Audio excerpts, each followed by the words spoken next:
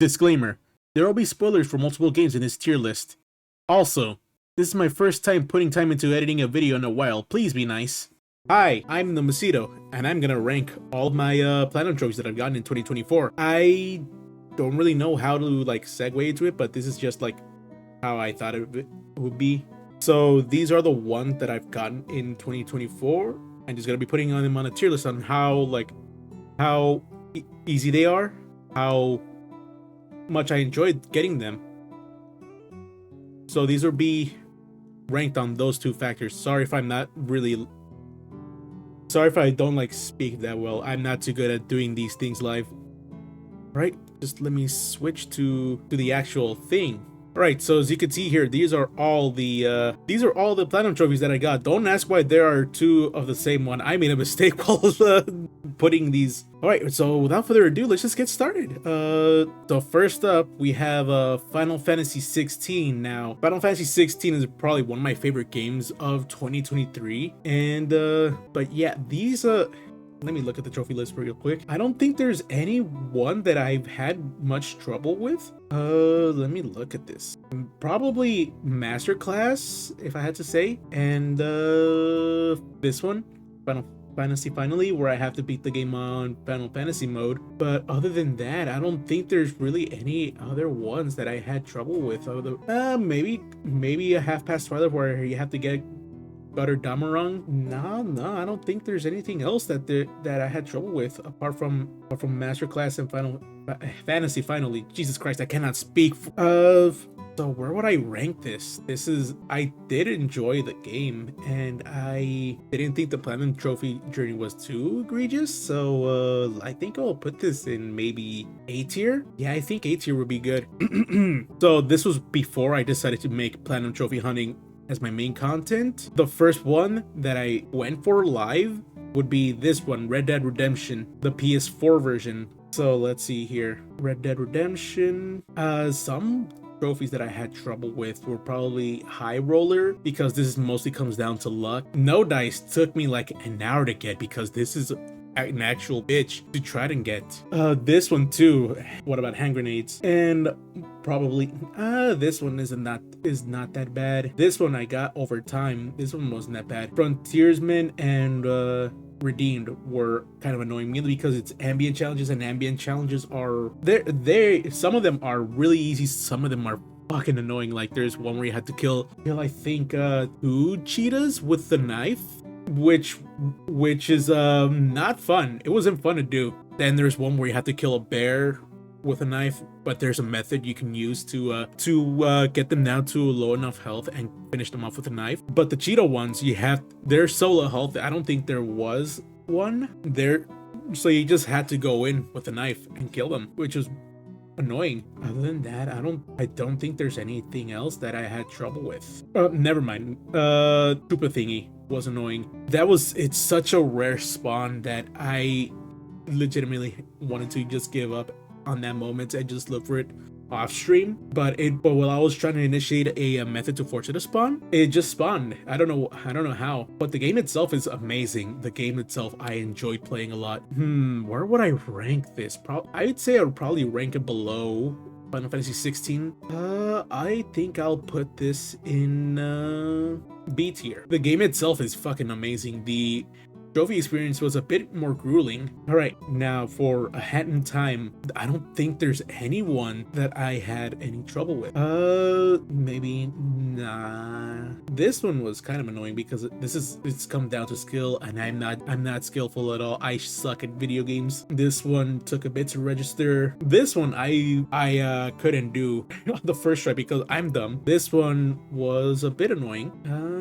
Yeah, I don't think there's not that much to note for A Hat in Time, apart from again, this one wasn't that bad actually. This one, these two as well, this one, because this one is just pure platforming. This one again, pure platforming, but this one was the easier one. It's just that I fucking suck at games, so I fell in the lava first try. Yeah, I put this right next to Final Fantasy 16. This one is an enjoyable game and an enjoyable Platinum Journey experience. Next is Sly Cooper 1.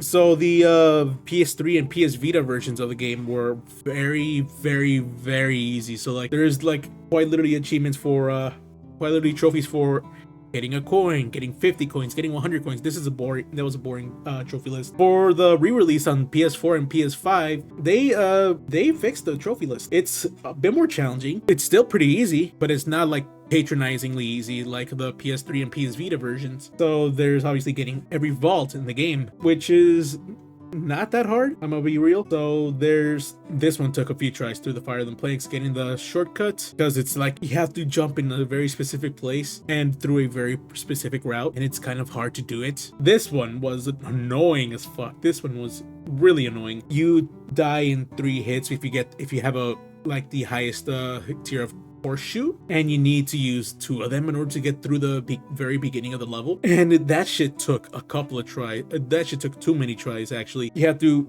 damage boost through the very beginning. It wasn't a fucking nightmare, dude. It was a nightmare.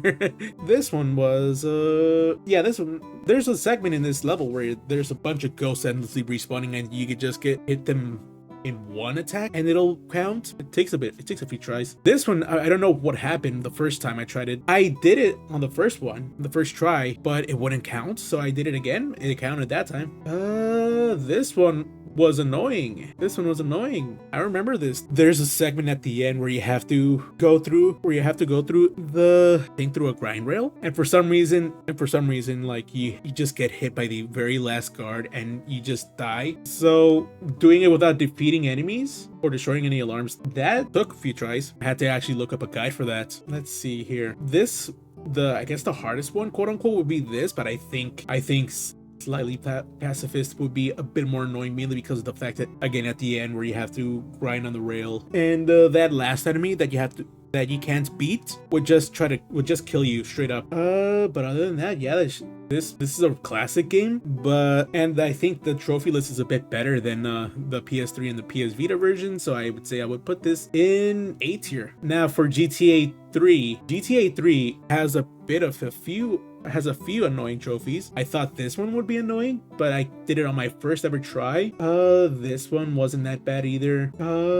This one I didn't do in my first try because I didn't grab the bus at the very beginning. So that shit took me like a few tries. This somehow I got this without even trying. I thought this one would be very annoying, but I got this through vigilante missions without even realizing that I did it. The Kingdom Come mission, fucking annoying. Those enemies that go up to you and explode are fucking nightmares, dude. There are nightmares. I think this one, is that all you've got? The 100% completion. I did not mention this in my platinum trophy hunting video, but there are missable main missions in the game, and if you don't know this information and you beat the game, you cannot go for 100% ever again in that save file. You have to start all the way over. If you left, we are currently at a percentage completion of 42%. What?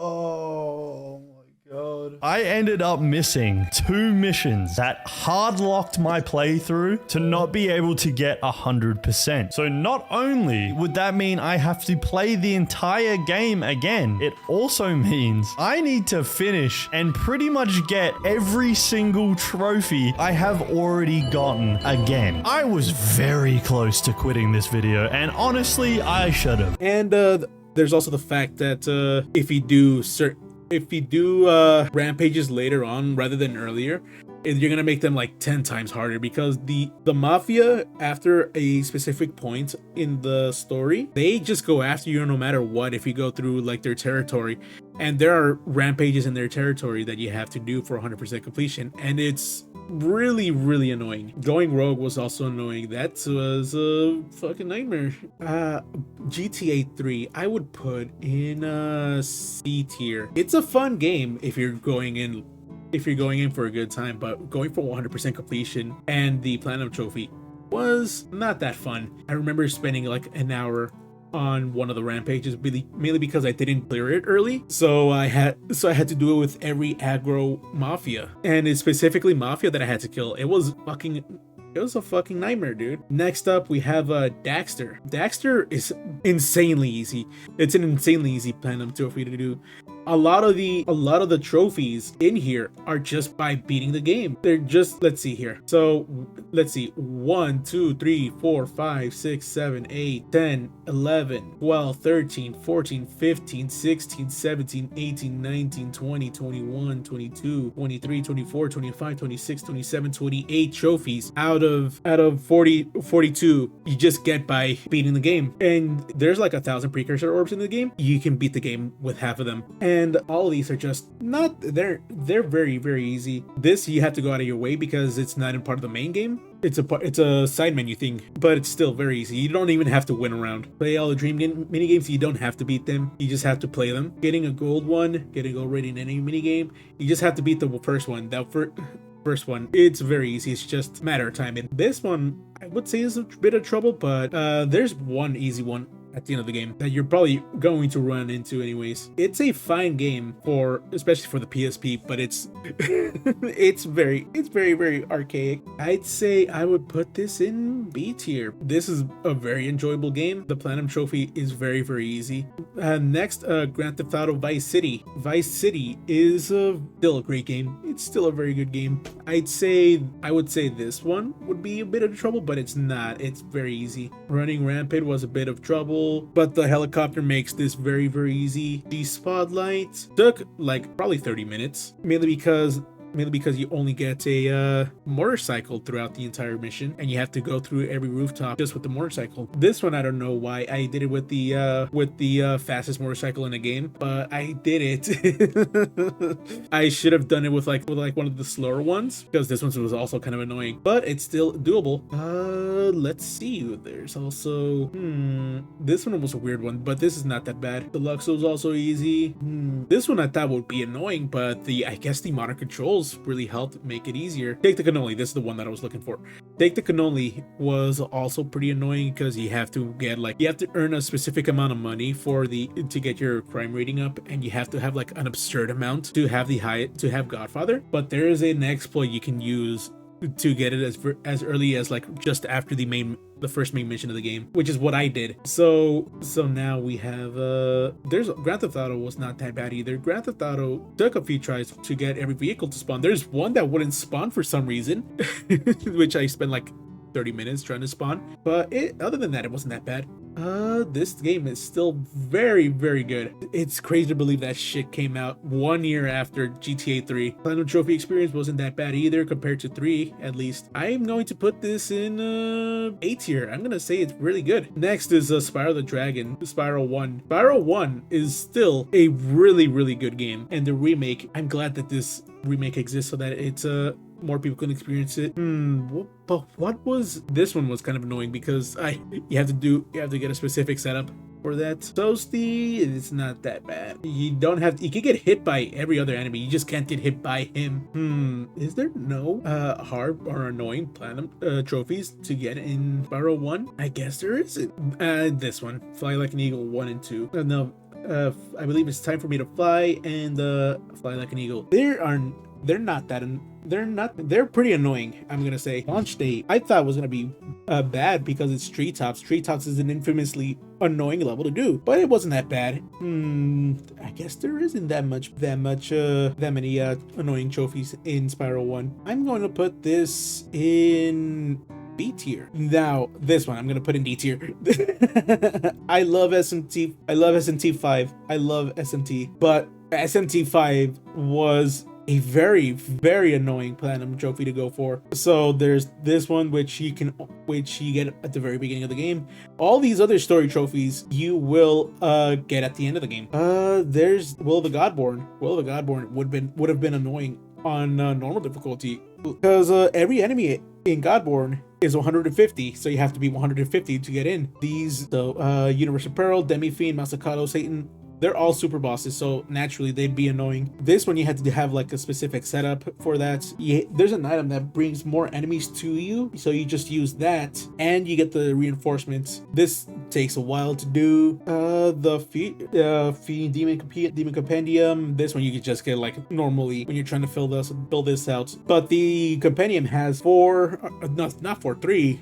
demons that you can only get through accidents. And I'm just hesitating to like mention these two. These two took way too long. They take way too long to do. You have to get every single ending in the game in order to get these two. So that requires 6 playthroughs, and you have to start a 7th one in order to get these two. This is already annoying enough. This is where I just wanted to get this over with. I want it to be done. So I just lowered the difficulty to be able to get this done. It takes so long to do this. The great game, but the Platinum Trophy experience brings it down. Now for a Platinum Trophy experience that brings it up, Astrobot. Astrobot is a fantastic game. One of my favorite games of the year. There's no bad trophy in this game. Obviously, there's the 100% trophies. There's the trophies for getting every bot in the game, including this one. Which you have to get every puzzle piece for, getting 150 prizes in the Gacha Lab. Bit of farming. But the farming isn't too bad. And there's also the miscellaneous trophies that you can get just by interacting with the bots and with the hub world. It's fantastic. I love Astrobot. It is such a great game. It's probably my favorite Platinum Trophy experience of all time. It is so much fun. Now for GTA San Andreas. Let me look at the trophy list real quick. Is there really any bad trophies in here? This one kind of was annoying. I'm looking to see which one I would say is annoying. Probably Savior. It just takes a long time to do. This you can trivialize by just using a tank. This one you could just get by save scumming. This I got on my first try. This one kind of annoying. This one I just got randomly. I didn't even know when I got it. This remaster would have been annoying. This one it also took too long, but once you finish the game 100%, you get an unlimited ammo minigun, and it trivializes every gang war. Yeah, this game is still really good. I enjoy Vice City more, to be honest, but this is still a great game. I probably put this right here as well. A tier for San Andreas. Now, It Takes Two. It's not that bad. The game is still really good. Still fantastic game. Fantastic co-op game. There's not that many annoying trophies to get. It's just mainly going around and doing random stuff around the levels. That's it. This is gonna be a quick one. I'm gonna put this in do I like it as much as Hat in Time and Final Fantasy 16? I'll put this in A tier. It's still a fantastic game, and you can just go around and do random stuff and it'll give you trophies for it. It's a bit of specific stuff. Now, this next one really Ratchet 1. No, it's Spyro 2. Spyro 2. Come on, there you go. Spyro 2 is not. It's also really fucking good. Let's see. This one you can just trivialize by doing the mini game by looking down and looking at the fish that jump up. This one wasn't that bad either. You just have to headbutt them, but you have to have an ability to be able to access the challenge, unless there's a skip that I don't know of. This one, not that bad actually. It's just a matter of not getting hit. Is there? This one was annoying. This one was definitely annoying. Actually, the trolley minigame was really annoying. This one I would say is also pretty annoying. Let's see. Is there? Yeah, I don't think there's anything else that's actually this one's pretty annoying. The Ox mission was actually annoying. Yeah, I don't think there's anything else to note in Spyro 2. I'm gonna put this in A tier. Now for Ratchet and Clank 1, but before we begin, notice that there's a 1, 2, 3, and DL on these. It's mainly because these Platinum Trophy graphics are the same for all four of them. So there's like practically no difference between these 4 Platinum Trophies visually. So first off, let's begin with Ratchet 1. Ratchet 1, there's obviously the usual get everything in the game. This one was kind of annoying. The hoverboard race was pretty annoying. There's also the points, the one where you have to get a certain amount of points in a hoverboard race. This one Magician. But I think both of those don't compare to, where is it? This one, Bolt Collector. The fact that there isn't any bolt tracker in the game to tell you how many more you need to get the 1 million bolts is annoying enough, but there's also the fact that unlike Ratchet 1, Ratchet 2, 3, and 4, basically every Ratchet game that comes after Ratchet 1, there's no bolts multiplier, so you're gonna take a while to get the bolts that you need unless you use a glitch, but I do not want to use a glitch in the stream. I think it would have made the stream a bit more boring. So I had to go through the game like 4.5 times, I would say, which took a long while to do. So I would personally put this in C tier maybe. Oh, Hi, Junie. Thank you for the hydrate. I'm just ranking all of my trophy hunt, all of my platinum trophies that I've gotten in the game in the 2024. Let me see. I'm gonna put the chat up on the screen on the stream. I'll put this above me. That should be good. All right. So now we have Spyro 3, aka Spyro Year of the Dragon. There's one that I would say was really annoying in Spyro 3. That would be this one.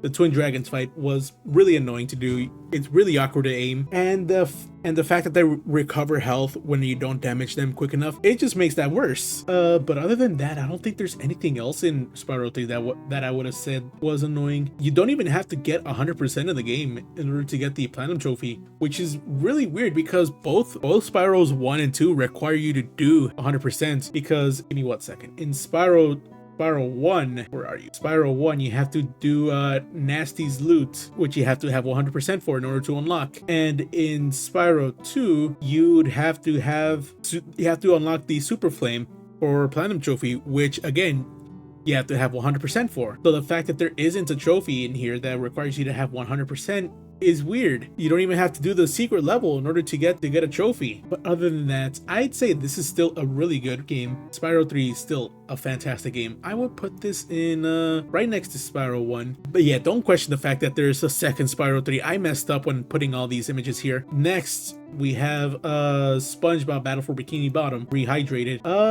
You're gonna get this Platinum Trophy if you just collect everything in the game, apart from maybe this one, because you don't really have to get everything in SpongeBob's house, and that includes the shiny objects, which you're probably gonna get it anyways if you're gonna go for 100%. And the other one that I'd say you're going to have to go out of your way for in order to get the Platinum Trophy would be this one. Are you ready now? You have to talk to Squidward 10 times as SpongeBob in order to get a trophy, but everything else you can get just by getting 100% completion. This is still one of my favorite childhood games. I would put this in B tier. The Platinum Trophy experience is not as good as these three, but I don't think it's as bad as, especially this. This is not fun. This was not a fun Platinum Trophy experience to go for. All right.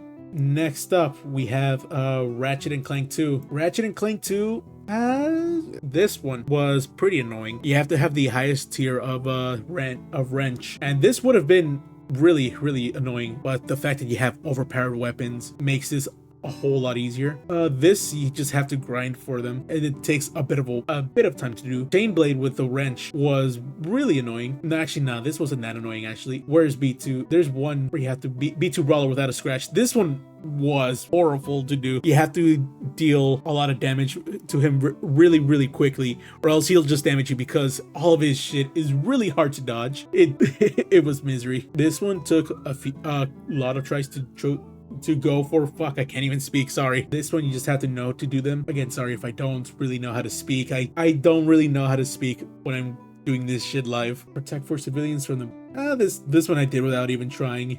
It wasn't that bad. Yeah, there's not much else I'd say like brought down my experience other than this B2 Brawler or this Nice Ride, because this one took a bit of grinding to do. But I still think that Ratchet 2 was one of my favorites. I would put this in A tier. Now, SpongeBob The Cosmic Shake. The Cosmic Shake is a really good follow-up to Battle for Bikini Bottom Rehydrated. There's a lot of miscellaneous trophies to get. This was not that bad. This one I had to coerce the fucking Big Jelly attack to kill their allies. You have to do it with a specific attack where he spins around a lot, which took a bit for the enemy to even do it, which was annoying. For the boss trophies, this one was annoying. This one was also annoying.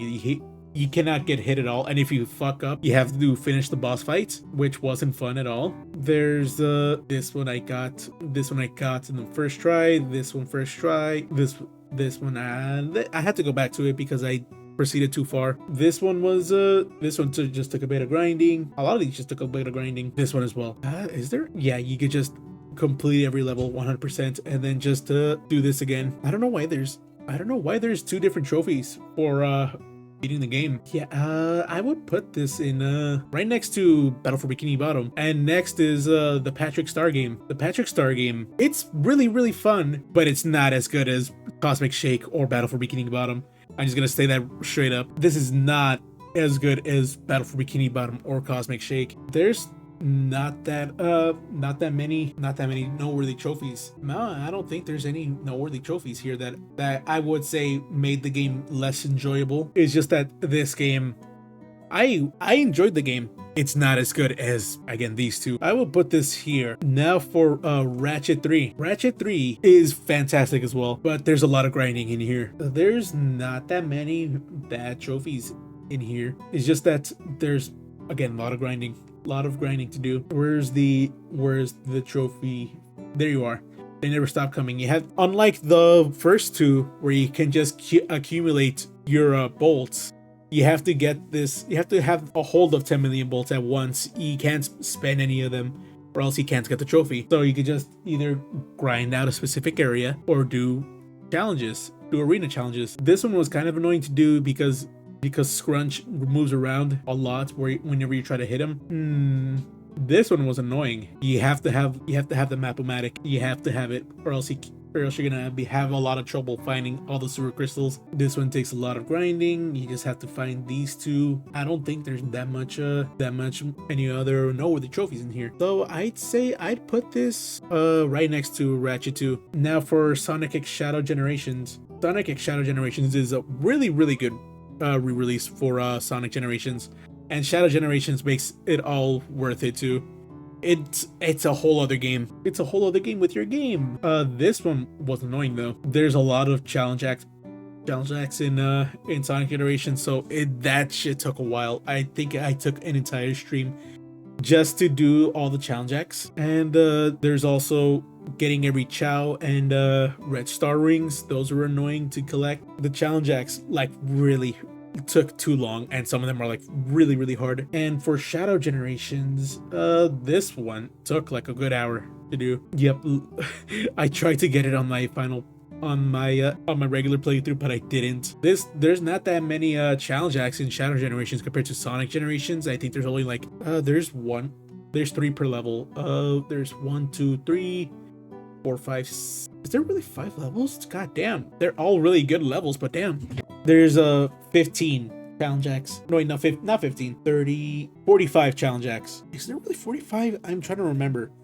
So there's 2 per act. Okay, man, I'm sorry. So there's 6, 12, 18, but there's 30. If I am remembering correctly. There's also these. The rocket parts were annoying to grab because they're so spread out and they're so hard to find. There's no tracker for them, as well as the collection boxes. Unlike in Sonic Generations, where you could just collect everything and they just give you the thing, whereas in here in Shadow Generations, you have to go and look for them. For Shadow Generations, the game is really good, but the Platinum Trophy experience wasn't that great. I put this in. See, I'm trying to decide between B rank or C rank. I'm gonna put this in B rank. It's not as bad as GTA 3, Ratchet 1, or Patrick Star Game. Definitely not as bad as SMT5, but I wouldn't go out of my way and say it's as good as Final Fantasy 16 in my opinion, or as good as Astrobot. I think B rank's good for Sonic X Shadow Generations. Now for Sonic Origins. Sonic Origins is really easy. So there's a trophy you can get for triggering Supersonic, which you can get in Sonic 2 as early as Act 1, which I think I did. You have to beat all the games in order to get these. In all 4 games, actually. These are the only gold trophies, really? There's nothing else. Wow. This is absurdly easy, apart from maybe these took a few tries to get. Then there's this, which you could just by playing as Knuckles or as Tails. They're not that bad to do. And this, you don't even have to try. You just have to start it and then quit out, and that's it. There's also the mirror mode one, where I think you just have to clear an act, and that's it. There's nothing else noteworthy that I would say in in Sonic Origins. Very, very easy Platinum Trophy. And the game, controversial opinion, I think, is a great way to experience the OG Sonic titles. I'm going to put this right next to Sonic X Shadow Generations. And now Ratchet Deadlock. Ratchet Deadlock, I'd say, is not as good as 2 or 3, but I wouldn't say is like as quote unquote bad. I still think Ratchet 1 is still great. It's not as bad as Ratchet 1. Now let's see what this I thought was gonna take way too long because there's 165 skill points, but you can get multiple skill points in a single attempt. It's not that bad actually. I thought it was gonna be really bad. The Harbinger you just need a lot of bolts for. This takes a bit of grinding, but as you can see, I managed to get it. This wasn't that bad to level up. This level up experience goes really quickly. Collect 4 million bolts. Yeah, this platinum trophy isn't that bad. There's no bad trophies in here. I'm going to put Ratchet Deadlock right next to 2 and 3. Now for Ratchet and Clank Size Matters. I got this on one stream. This was another easy platinum trophy experience. I thought from what people said about Size Matters that it was gonna be like an awful trophy hunting experience. My goal for Size Matters was to get it before 2 a.m.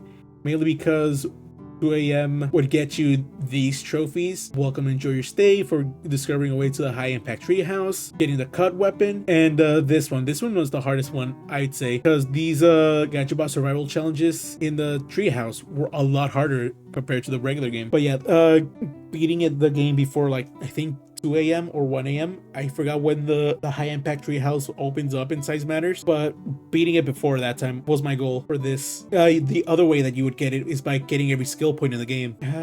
Execute a shortcut in the Medical Outpost Mega. This one took a few tries. Actually, no, it wasn't that bad. You just have to get close to the lab, to the checkered flag, so that you can trigger the trophy, I guess. Then there's this one you have to try for. You have to try for it. So the way you get it is by getting as close to the finish line and deliberately throwing. You don't even have to level up a Titan weapon in order to get this. Then there's the most expensive weapon in the game, which would be this one. This one was like almost 10 million bolts, and the Titan weapon was like 100,000, a million, like just above a million. So you needed like 11 million or 10 million in order to get both the Rhino and a Titan weapon, which does take a bit of grinding. I think it took me like 30 minutes to grind out all the bolts for it, which you can do in the treehouse. It's very easy to do. But other than that, yeah, there's nothing too bad in Size Matters. I don't get like why people don't really like Size Matters, apart from the grinding. The grinding, I would say, brings it down a bit. I'm going to put Size Matters in B tier. It's not as good as these three, not as grueling as this one, because this I had to beat like the game like 4 times. Now the last one, this doesn't count. This is just this one I would put in or let me look at the trophy list real quick. This is the last trophy that I got before I started Stellar Blade and Metaphor of Fantasio. The one that I would definitely say is miserable to get would be this one, Laser Focused. Earned the triple platinum record. So imagine a rhythm game that doesn't match up with the music.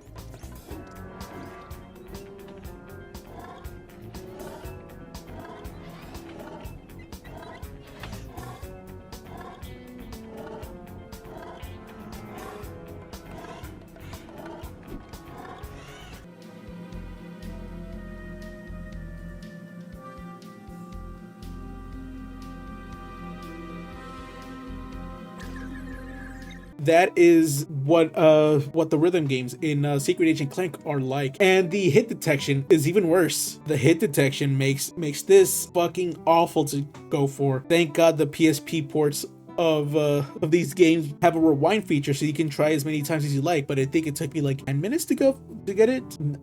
15 minutes, I would say, because again, the rhythm game segment, awful hit detection, doesn't go with the prompts. It's just really bad. Let me look. You have to select what skill points there are. They recommend like certain skill points to go for, because this game has like 60 skill points, and it's like supposedly like one of the hardest things to do. 65 skill points. There's one that I would have probably hated going for, which is one where you have to get an exact number in one of the rhythm mini games, and I've already mentioned how bad the rhythm mini games are. So imagine having to go for a specific amount of points. for one. This I would put in C tier. The rhythm game one. The rhythm game trophy just brings it down a lot. It's not good. But yeah, I think this is just my tier list for my favorite platinum trophies that I've gotten this year. In S rank, in S tier, I put Astrobots, A tier, Final Fantasy 16, A Hat in Time, Sly 1, GTA Vice City, GTA San Andreas, It Takes Two, Spyro 2, Ratchet and Clank 2, Ratchet and Clank 3, Ratchet Deadlock. In B tier, Red Dead Redemption PS4, Daxter, Spyro 1, Spyro 3, Battle for Bikini Bottom, Cosmic Shake, Sonic X Shadow Generation, Sonic Origins, Ratchet and Clank Size Matters, C tier, GTA 3, Ratchet 1, Patrick Star Game, Secret Agent Clank, and D tier, SMT5 Vengeance. Alright, so this is my tier list for my platinum trophies. If you somehow liked what you saw, please like, subscribe, and ring the bell to get notified when I upload. I know my editing is a bit rough, but I'm sure I'll improve with time. Anyways, thank you for watching. I will see you all next time. See ya!